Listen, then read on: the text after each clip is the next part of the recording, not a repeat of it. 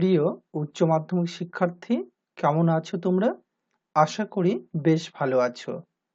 তোমাদের ন্যারেশন শেখার ধারাবাহিকভাবে ক্লাস চলছে। জানো তো তোমরা? আজকের ক্লাস ইন্টারোগেটিভ সেন্টেন্স। তো তোমরা এর পূর্বের ক্লাসগুলো আগে দেখে নেবে, তারপর আজকের ক্লাসটি করবে। তাহলে তোমাদের বুঝতে অনেক সহজ হবে। তো ইন্টারোগেটিভ সেন্টেন্স, সবার প্রথম ইন্টারোগেটিভ সেন্টেন্স সম্পর্কে কিছু তোমাকে ধারণা রাখতে হবে। তো ইন্টারোগেটিভ সেন্টেন্স নিয়ে কিছু কথা। ইন্টারোগেটিভ সেন্টেন্স চিনব কি করে? তোমরা প্রত্যেকেই জানো যে ইন্টারোগেটিভ সেন্টেন্স চিনতে এই যে সবার শেষে একটা ইন্টারোগেটিভ মার্ক থাকবে, তাই না? এটাই হচ্ছে ইন্টারোগেটিভ সেন্টেন্স চেনার উপায়। তো এবার দেখো আর গুরুত্বপূর্ণ কিছু কথা। অ্যাসার্টিভ সেন্টেন্সের ক্ষেত্রে তোমরা জানো যে প্রত্যেকটা সেন্টেন্সে কি ভার্ব থাকবেই, তাই না? ভার্ব ছাড়া বাক্য তৈরি হতে পারে না। ঠিক আছে, তো অ্যাসার্টিভ সেন্টেন্সে কখনো একটা ভার্ব ছিল, কখনো দুটো ভার্ব ছিল। কিন্তু ইন্টারোগেটিভ সেন্টেন্সের ক্ষেত্রে দুটো ভার্ব লাগবেই লাগবে, মানে দুটো ভার্ব থাকবেই। এই কথাটা মাথায় তোমরা সেট করে নাও যে ইন্টারোগেটিভ সেন্টেন্সের ক্ষেত্রে দুটো ভার্ব কিন্তু থাকবেই। একটা হচ্ছে অক্সিলারি ভার্ব আর একটা হচ্ছে মেইন ভার্ব। প্রথম ভার্ব সাবজেক্টের পূর্বে যে ভার্বটা থাকবে সেটা হচ্ছে অক্সিলারি, আর সাবজেক্টের পরে যে ভার্বটা থাকবে সেটা হচ্ছে মেইন ভার্ব। মনে থাকবে তো? এই দুটো কথা খুব গুরুত্বপূর্ণ। ইন্টারোগেটিভ সেন্টেন্স মানে আমরা দুটো ভার্ব পাবোই পাবো, হ্যাঁ? একটা অক্সিলারি আর একটা হচ্ছে মেইন ভার্ব। একটা ভার্ব থাকবে সাবজেক্টের পূর্বে, এই যে সাবজেক্ট, এই সাবজেক্টের পূর্বে থাকবে হচ্ছে অক্সিলারি, আর সাবজেক্টের পরে থাকবে মেইন ভার্ব। আর তারপরে থাকবে এক্সটেনশন। এবার এক্সটেনশন বলতে তোমরা বুঝতেই পারছো যে ভার্বের পরবর্তী ওয়ার্ড বা ফ্রেজগুলোই হচ্ছে এক্সটেনশন। এবার ইন্টারোগেটিভ সেন্টেন্স মূলত কয় প্রকার? তোমাদের কাছে আমার কোশ্চেন রইল, তোমরা আমাকে জানাও কমেন্ট করে যে ইন্টারোগেটিভ সেন্টেন্স কয় প্রকার। তো তোমরা উচ্চ মাধ্যমিক পরীক্ষার্থী, তোমরা মূলত দুই ধরনের ইন্টারোগেটিভ সেন্টেন্স পাবে তোমার পরীক্ষায়। একটা হচ্ছে ইয়েস নো কোশ্চেন আর একটা হচ্ছে ডাব্লিউএস কোশ্চেন। কিন্তু তোমাদের কাছ থেকে আমি জানতে চাই আসলে ইন্টারোগেটিভ সেন্টেন্স কয় প্রকার। ওকে, তো আজকে আমি ইয়েস নো কোশ্চেন নিয়ে কথা বলবো। আজকের ক্লাস হচ্ছে ইয়েস নো কোশ্চেন। ওকে, ইয়েস ইয়েস নো কোশ্চেন নিয়ে আজকের ক্লাস। তো ইয়েস নো কোশ্চেনে ডাব্লিউএস ওয়ার্ড মূলত থাকে না, হ্যাঁ? তাহলে যে ইন্টারোগেটিভ সেন্টেন্স ডাব্লিউএস ওয়ার্ড দ্বারা শুরু হয় সেটা ডাব্লিউএস ওয়ার্ড, ডাব্লিউএস কোশ্চেন। আর যে কোশ্চেনটি ডাব্লিউএস ওয়ার্ড দ্বারা শুরু হয় না, অক্সিলারি ভার্ব দ্বারা শুরু হয়, সেটা হচ্ছে ইয়েস নো কোশ্চেন। তো এখানে দেখো এই যে আর অক্সিলারি ভার্ব দ্বারা শুরু হয়েছে, হ্যাঁ? এই যে অক্সিলারি ভার্ব দ্বারা, মানে ইয়েস নো কোশ্চেন। এখানে দেখো অক্সিলারি ভার্ব ডু, মানে অক্সিলারি ভার্ব দ্বারা শুরু হয়েছে, তার মানে এটা হচ্ছে ইয়েস নো কোশ্চেন। আশা করি বুঝেছো। তো আমি ডাব্লিউএস ওয়ার্ডকে কেটে দিলাম, হ্যাঁ, যেহেতু আমাদের ইয়েস নো কোশ্চেন নিয়ে কথা। তো এবার চলো যে কোনো ন্যারেশনের ক্ষেত্রেই তোমরা সবার প্রথম 6টি স্টেপ ভালো করে বুঝে নেবে। এই 6টি স্টেপের মধ্যেই কিন্তু যা রহস্য, হ্যাঁ? তার জন্যই আমার প্রথম ক্লাস শুরু হয়েছিল জানলে 6, তোমরা ন্যারেশনকে করবেই জয়। এই 6টি রহস্য, এই 6টি ধাপে যে 6টি রহস্য আছে, আসলে এইটাই হচ্ছে ন্যারেশনের মূল কথা, হ্যাঁ? তো চলো এই স্টেপগুলোকে জানবার চেষ্টা করি। স্টেপ 1 আশা করি তোমরা জানো, তবু আরেকবার বলছি। Step 1, reporting verb. তাহলে রিপোর্টিং ভার্ব কোনটা জানো? আচ্ছা, এই যে এই হচ্ছে আস্কড। আরেকটা কথা বলি, দেখো ইনভার্টেড কমার মধ্যে যে অংশটা থাকে তাকে বলে রিপোর্টেড, আর এর বাইরে যে অংশটা থাকে সেটা হচ্ছে রিপোর্টিং। যদি তোমাদের কখনো মনে হয় যে রিপোর্টেড শুরুতে আছে বলে তোমাদের একটা কেমন লাগছে, হয়তোবা বুঝতে পারছো না, তাহলে তোমরা এই রিপোর্টিংকে আগে লিখে নেবে, রিপোর্টিংটাকে আগে সাজিয়ে নেবে, তারপর আনবে রিপোর্টেড, হ্যাঁ? তোমরা এইভাবেও সাজিয়ে নিতে পারো। তো এই যে ইনভার্টেড কমার বাইরে এটা হচ্ছে রিপোর্টিং, ইনভার্টেড কমার মধ্যে এটা হচ্ছে রিপোর্টেড। এগুলো তোমরা পূর্বের ক্লাসগুলোতে শিখেছ। এবার দেখো রিপোর্টিং এ কে কে থাকে? সাবজেক্ট, ভার্ব আর হচ্ছে অবজেক্ট। তো অবজেক্ট অনেক সময় কিন্তু তোমাদের কোশ্চেনে থাকতেও পারে, নাও পারে। তো যেহেতু টেক্সটের গ্রামার, তোমরা অবশ্যই অবজেক্টকে তোমরা কিন্তু ভালো করে বুঝে নেবে যে আসলে এখানে বক্তা কাকে বলেছে। হ্যাঁ, কারণ এই অবজেক্ট নেই মানে এখানে তোমাকে অবশ্যই টেস্ট করা হয়েছে যে তুমি জানো কিনা। আচ্ছা এবার এই রিপোর্টিং এ আসলে দুটো স্টেপ থাকে। একটা হচ্ছে রিপোর্টিং ভার্ব, এই যে আস্কড, এটা হচ্ছে রিপোর্টিং ভার্ব স্টেপ 1, আর স্টেপ 2 হচ্ছে এই হচ্ছে কমা। ওকে, আর বাকি যে চারটে স্টেপ, 6টার মধ্যে যে বাকি স্টেপ, এই বাকি চারটে স্টেপ কিন্তু রিপোর্টেড স্পিচ থেকে আমরা পেয়ে থাকি। ওকে, আচ্ছা তাহলে স্টেপ 1 তোমরা চিনলে, দাগিয়ে নেবে। স্টেপ 1 এই কমা, এটা হচ্ছে স্টেপ 2, আর স্টেপ 3 হচ্ছে সাবজেক্ট। হ্যাঁ, তো এই যে ইউ হচ্ছে সাবজেক্ট। তো এবার দেখো সাবজেক্ট তো ভালো কথা, ইউ তো সাবজেক্ট। সাবজেক্টের পূর্বে কিছু ওয়ার্ড আছে, হ্যাঁ, যেই কথাটা আমি এখানে বললাম যে ইয়েস নো কোশ্চেন নিয়ে আজকের ক্লাস। তো ইয়েস নো কোশ্চেন কি করে বুঝবো? অক্সিলারি ভার্ব দ্বারা শুরু হবে বাক্যটি, আর সবার শেষে তো কোশ্চেন মার্ক থাকছেই, না ছাড়া তো ইন্টারোগেটিভ হবে না। এই যে ইন্টারোগেটিভ যে মার্কসটা আছে, এটা তো তোমরা বুঝতেই পারছো, এটা হচ্ছে একটা ইন্টারোগেটিভ সেন্টেন্স, তাই না?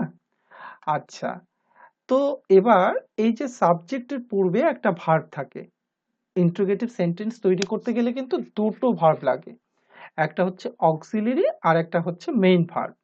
তো এই হচ্ছে আর অক্সিলারি, আর এই হচ্ছে গোয়িং, এটা হচ্ছে মেইন ভার্ব। তাহলে স্টেপ 1 আস্ক, স্টেপ 2 হচ্ছে কমা, আর স্টেপ 3 হচ্ছে সাবজেক্ট, আর স্টেপ 4 এই যে আর গোয়িং, এটা হচ্ছে স্টেপ 4। বুঝতে পারলে তো? আচ্ছা, তাহলে এই যে হচ্ছে রিপোর্টিং ভার্ব স্টেপ 1। ওকে, আচ্ছা এই যে কমা, কমা হচ্ছে স্টেপ 2, এই হচ্ছে কমা। স্টেপ 3 হচ্ছে এই যে সাবজেক্ট, এই যে সাবজেক্ট, এইটা হচ্ছে কিন্তু স্টেপ 3। হ্যাঁ, আর ভার্ব, ভার্ব হচ্ছে স্টেপ 4, এই যে ভার্ব। তো ভার্ব কিন্তু ওই যে আবারও আমি বলছি, ইন্টারোগেটিভ সেন্টেন্সে তোমাকে দুটো ভার্ব ধরতে হবে, কারণ অক্সিলারি ভার্ব ছাড়া ইন্টারোগেটিভ সেন্টেন্স তৈরি হতে পারে না। মানে অক্সিলারি ভার্ব লাগবে আর একটা হচ্ছে মেইন ভার্ব লাগবে। ওকে, তো এই হচ্ছে অক্সিলারি আর এই হচ্ছে মেইন ভার্ব, এই দুটো মিলে হচ্ছে স্টেপ 3, স্টেপ 4 হবে। হ্যাঁ, সাবজেক্ট 3, ভার্ব হচ্ছে 4। আচ্ছা, স্টেপ 5 কোনটা? স্টেপ 5 হচ্ছে প্রোনাউন। হ্যাঁ, স্টেপ 5 হচ্ছে প্রোনাউন, আর স্টেপ 6 হচ্ছে অ্যাডভার্ব। তো একবার জেনে নাও তো এখানে কোনো প্রোনাউন আছে বা অ্যাডভার্ব আছে? না, এই বাক্যটার মধ্যে না আছে কোনো প্রোনাউন আর না আছে কোনো অ্যাডভার্ব। হ্যাঁ, প্রোনাউন তো আছে, সেটা হচ্ছে সাবজেক্ট, তো এটাকে তো আমরা ধরে নিয়েছি। এবার এইটা বাদে আর কোনো প্রোনাউন আছে? না। কোনো অ্যাডভার্ব আছে? না। বুঝেছো? আশা করি বুঝেছ। এবার দেখো উত্তরে চলে আসলাম। হ্যাঁ, তো অ্যাসার্টিভের ক্ষেত্রে তোমরা ভালো করে বলো তো আমায়, তোমরা দেখে বলো তো আমায় যে কয়টা স্টেপ পেয়েছিলে অ্যাসার্টিভে? নিশ্চয়ই 6টি স্টেপ। ইন্ট্রোগেটিভে কয়টা কয়টা পাচ্ছ? এখানেও কিন্তু 6টা স্টেপ, তাই না? তাহলে যতগুলো ন্যারেশন করবে এই 6টি স্টেপের মধ্যে তোমাকে কিন্তু ভাবতে হবে। হ্যাঁ, আচ্ছা এবার দেখো স্টেপ 1 এ সে থাকলে আমরা আস্ক লিখব, শেষ থাকলে আমরা আস্ক লিখব, সেইড থাকলে আমরা আস্ক লিখব, সেইড টু থাকলে আমরা কি আস্ক লিখব। আর অ্যাসার্টিভে কি লিখেছিলাম? সে করতে সে, শেষ করতে শেষ, সেইড করতে সেইড, সেইড টু থাকলে টোল্ড। ওকে, তো এই জায়গায় এই যে আস্কড লেখা আছে, তার মানে এটা হচ্ছে স্টেপ 1। তো এখানে কিছু মানে এখানে দেওয়া আছে কেন, বা এখানে আস্কড কোনো পরিবর্তন হয়নি কেন, একটু জেনে নাও। রিপোর্টিং ভার্বে সে সেইড বাদ দিয়ে যদি কোনো ভার্ব থাকে, আমি আবারও বলছি, রিপোর্টিং স্পিচে ভার্বে সেইড বাদ দিয়ে যদি অন্য কোনো ভার্ব থাকে তাহলে প্রত্যেকটা বাক্যের ক্ষেত্রেই যা থাকবে সেটা লিখবে। তার মানে সেইড বাদ দিয়ে অন্য কোনো ভার্ব থাকলেই আমরা তাকে লিখবো, হুবহু, পরিবর্তনের প্রয়োজন নেই। তো এখানে ইন্ট্রোগেটিভে আস্ক লিখতে হবে। তো আস্ক তো দেওয়াই আছে, তার জন্য এখানে আমরা কোনো পরিবর্তন করলাম না। ওকে, আচ্ছা, এখানে দি গার্ল হচ্ছে অবজেক্ট, তার জন্য যা আছে তাই। স্টেপ 2 এ চলে আসি। স্টেপ 2 হচ্ছে কমা। কমার জায়গায় কি হয়? ইফ বা ওয়েদার। হ্যাঁ, তো এখানে মানে তোমরা স্পেলিংটা ভালো করে দেখবে। WHETHER। হ্যাঁ, তো এখানে যদি তোমরা স্পেলিংটা ভুল করে দাও তাহলে কিন্তু অন্য হয়ে যাবে। মানে এটা অ্যাকচুয়ালি ওয়েদার, তো ই দিলে এখানে এ দিলে ওয়েদার হয়ে যাবে। তো আমার মনে হয় যে ইফ লিখাই ভালো। তো দেখো তোমরা যেটা জানো, যেটা পারবে সঠিক লিখবে সেটাই। হ্যাঁ, যেটা সঠিক লিখতে পারবে সেটাই লিখবে। তো আমি এখানে ইফ লিখেছি। ওকে, আচ্ছা, তাহলে এখানে ইফ হয়ে গেল স্টেপ 2। এবার দেখো স্টেপ 3 তে চলে আসলাম। এই জায়গায় খুব ভালো করে মনে রাখবে। হ্যাঁ, আমরা শুরুতে কিন্তু ভার্ব পাবো। শুরুতে ভার্ব পাওয়া সত্ত্বেও আমরা কখনোই ভার্বের কাজটা আগে করব না। কমার পর যার কাজ হবে সেটা হচ্ছে সাবজেক্ট। তার জন্যই আমি বলেছি দেখো স্টেপ 2 আর হচ্ছে স্টেপ 3। তাহলে 2 এর পর হয় কে বলো? 3। তার মানে কমার পর আসবে সাবজেক্ট। যতই এখানে সাবজেক্টের পূর্বে ভার্ব থাকুক, ভার্বের কাজ কিন্তু আগে করা যাবে না। হ্যাঁ, আগে সাবজেক্ট। তো এখানে শি হলো কেন? শি ব্যাপারটা একটু জেনে নাও। ইউ হচ্ছে কোন পার্সন? ইউ হচ্ছে সেকেন্ড পার্সন, তাই না? ইউ হচ্ছে কি বলো? Second person. সেকেন্ড পার্সন যদি হয় তাহলে সে কাকে ফলো করে? অবজেক্টকে ফলো করে। তো এখানে এই যে ইউ, এইটা হচ্ছে সাবজেক্ট, সেকেন্ড পার্সন কাকে ফলো করবে? দি গার্লকে। দি গার্ল মানে কি? শি। তো এখানে ইউটা সাবজেক্ট আছে বলে শি কি সাবজেক্ট, তাই শি করতে শি হয়েছে। তোমরা যদি এখানে দি গার্ল লিখো তাহলে লিখতেই পারো, কিন্তু যেহেতু নাউন আছে তারপরে আমরা প্রোনাউন লিখবো। হ্যাঁ, আচ্ছা, এবার দেখো ওয়াজ কোথা থেকে আসলো, তাই না? এই যে ভার্বের জায়গাটা দেখো, এই যে ভার্ব, হ্যাঁ, স্টেপ 4। তাহলে আগে সাবজেক্ট তারপর ভার্ব। রিপোর্টিং স্পিচের ভার্বটি যে টেন্সে থাকবে, রিপোর্টিং স্পিচের ভার্বটি যে টেন্সে থাকবে, রিপোর্টেড স্পিচের ভার্বটিও সেই টেন্স হবে। হ্যাঁ, এটা মনে রাখতে হবে। মানে প্রেজেন্ট হলে প্রেজেন্ট, পাস্ট হলে পাস্ট। তো এখানে দেখো এই যে আস্কড, এই ভার্বটা কি? Reporting verb. এটা কিসে আছে? এটা পাস্ট আছে, তাই আমি স্যার গোয়িং মানে প্রেজেন্ট কন্টিনিউয়াস, এটাকেও কি করে দিতে হবে? পাস্ট করে দিতে হবে। তাই প্রেজেন্ট কন্টিনিউয়াস এর পাস্ট কি হয়ে গেল? ওয়াজ গোয়িং, মানে পাস্ট কন্টিনিউয়াস হয়ে গেল। বুঝতে পারলে তো? আর যেহেতু বাকি অংশে কোনো প্রোনাউন বা অ্যাডভার্ব নেই, তাই যা আছে কি? যা আছে তাই। ওকে, তাই তার জন্য যা আছে তাই। ওকে, আচ্ছা, একটু কমেন্টে জানিয়ে দাও, হ্যাঁ, কেমন লাগছে ক্লাসগুলো। এবার নেক্সট চলে আসি। এই যে direct, do you see animals? Any animals? She said to me, না? আচ্ছা, এখানেও রেপোর্টেড স্পিচ আগে আছে আর রেপোর্টিংটা পরে আছে। তোমরা এটাকে সাজিয়ে নেবে এইভাবে। হ্যাঁ, তাহলে তোমাদের লিখতে সুবিধা হবে, বুঝতে সুবিধা হবে। তো তোমরা বুঝে গেছো কোশ্চেন মার্ক আছে মানে এটা হচ্ছে কি? ইন্ট্রোগেটিভ, তাই না? আচ্ছা, আর এখানে অক্সিলারি ভার্ব দ্বারা শুরু হয়েছে, তাই এটা ইয়েস নো কোশ্চেন। ওকে, এই যে অক্সিলারি ভার্ব দ্বারা শুরু, কোশ্চেন মার্ক, তার মানে ইয়েস নো কোশ্চেন। ওকে, তাহলে এটা হচ্ছে ইয়েস নো কোশ্চেন। এবার দেখো স্টেপ 1 2 3 গুলো জানার চেষ্টা করো।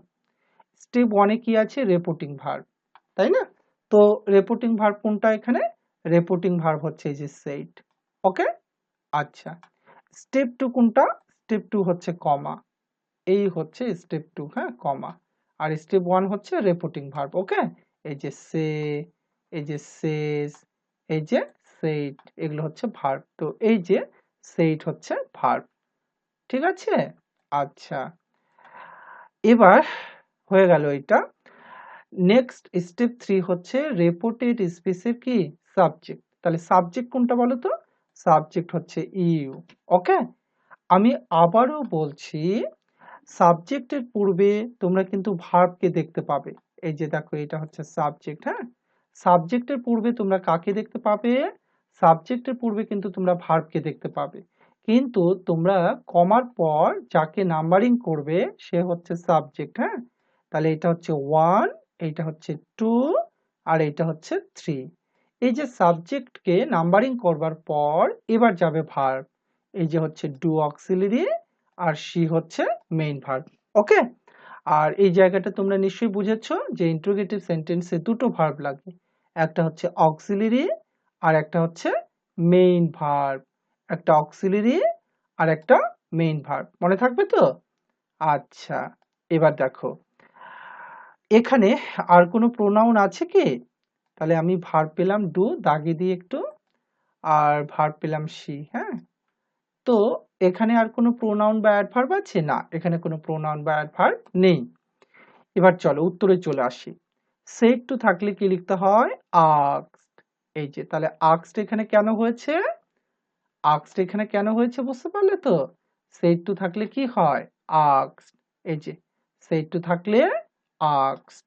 এবার কমার জায়গা স্টেপ 2, এই যে স্টেপ 2 হচ্ছে কমার জায়গা, তার জন্য কমার জায়গায় কি লিখবো? ইফ। বুঝতে পারলে ইফ কেন হলো? আর বাকিগুলো যা আছে তাই, বাকিগুলো যা আছে তাই, সে মি। ওকে, এবার দেখো স্টেপ 3। স্টেপ 3 হচ্ছে সাবজেক্ট, হ্যাঁ। স্টেপ 3 কি বলো? সাবজেক্ট। তো এখানে আইটা কোথা থেকে আসলো একটু জানার চেষ্টা করো। ছিল তো ইউ, তাহলে আই হলো কোথা থেকে? দেখো, সাবজেক্টে যদি ফার্স্ট পারসন হয় তাহলে কাকে ফলো করে? সাবজেক্ট।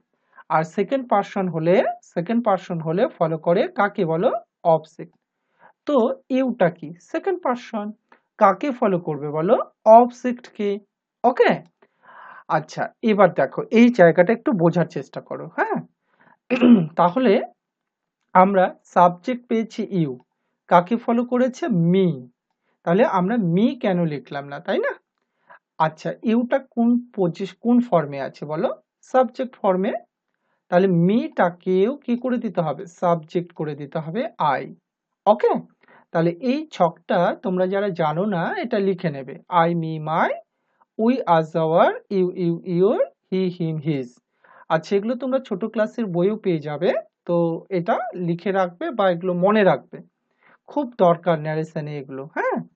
আচ্ছা, তাহলে এখানে আই হবার কারণ হচ্ছে ইউ সেকেন্ড পারসন, কাকে ফলো করেছে?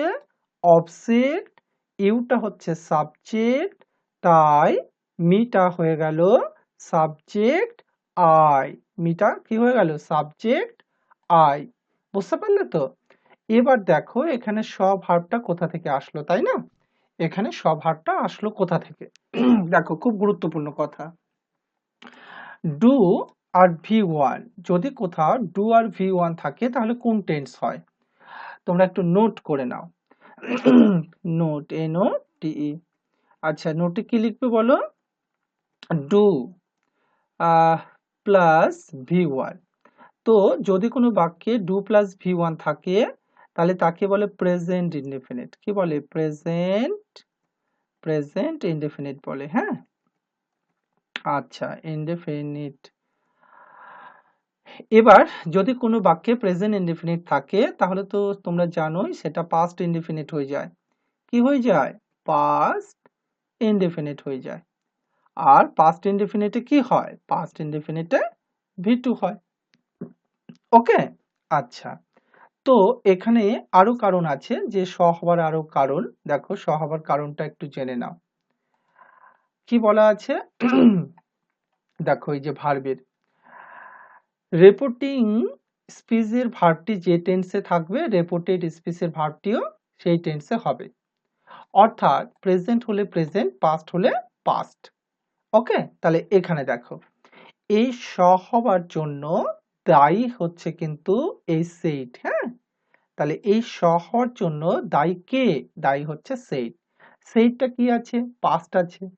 তাই এই ডু সি এটাকে পাস্ট করে দিতে হবে। তো ডু ভি1 মানে কি? Present indefinite. তাহলে এটাকে পাস্ট ইনডেফিনিট করে দিতে হবে। এই যে ডু এই হচ্ছে ভি1। ডু ভি1 মানে কি? Present indefinite. এবার এটাকে কি করে দিতে হবে? পাস্ট করে দিতে হবে। কেন? এই যে এই ভার্বটা পাস্ট আছে বলে এটাও কি হবে? পাস্ট হবে। তো প্রেজেন্ট ইনডেফিনিটের পাস্ট ইনডেফিনিট করতে গেলে কি লিখতে হবে? ভি2। তাই এই যে সি এর পাস্ট হয়ে গেল স। হ্যাঁ, বুঝতে পারলে তো? আচ্ছা, এখানে কোনো প্রোনাউন আছে? বাকিটাতে কোনো প্রোনাউন আছে? না। কোনো অ্যাডভার্ব আছে? না। তার জন্য যা আছে তাই। ওকে? এবার তোমরা মন থেকে বলো তো, ন্যারেশন করতে গিয়ে তোমাদের বারবার কোন জায়গাগুলো পরিবর্তন করতে হচ্ছে? বুঝতে পারছো? দেখো, ন্যারেশন করতে গিয়ে তোমাদের বারবার এই ৬টা স্টেপে কিন্তু তোমায় পরিবর্তন করতে হচ্ছে, তাই না? আরেকটা জিনিস ভালো করে খেয়াল করে দেখো, স্টেপ 1 আর এই স্টেপ 2 এগুলোই কিন্তু সেন্টেন্স অনুযায়ী পরিবর্তন হয়, হ্যাঁ? অ্যাসার্টিভে অ্যাসার্টিভের মতো হবে আর ইন্ট্রোগেটিভে ইন্ট্রোগেটিভের মতো হবে। কিন্তু এই যে বাকি যে স্টেপ 3, হ্যাঁ, স্টেপ 4 আর স্টেপ 5, স্টেপ 6 এগুলো কিন্তু প্রত্যেকটা ক্ষেত্রে একই হবে। প্রত্যেকটা সেন্টেন্সে একইভাবে পরিবর্তন হবে। শুধু এই দুটো স্টেপ 1 আর স্টেপ 2 এ শুধু সেন্টেন্স অনুযায়ী পরিবর্তন হবে। বুঝতে পারলে? তাহলে দেখো, বিশ্বাস করো, যদি এই ৬টা স্টেপ তুমি ভালো করে বোঝো তাহলে ন্যারেশন কত সহজ, তাই না? আচ্ছা, তাহলে আবারও দেখা হবে নতুন কোনো ক্লাসে। প্রত্যেকে ভালো থাকবে এই প্রত্যাশা নিয়ে আজকে ক্লাসটি শেষ করলাম।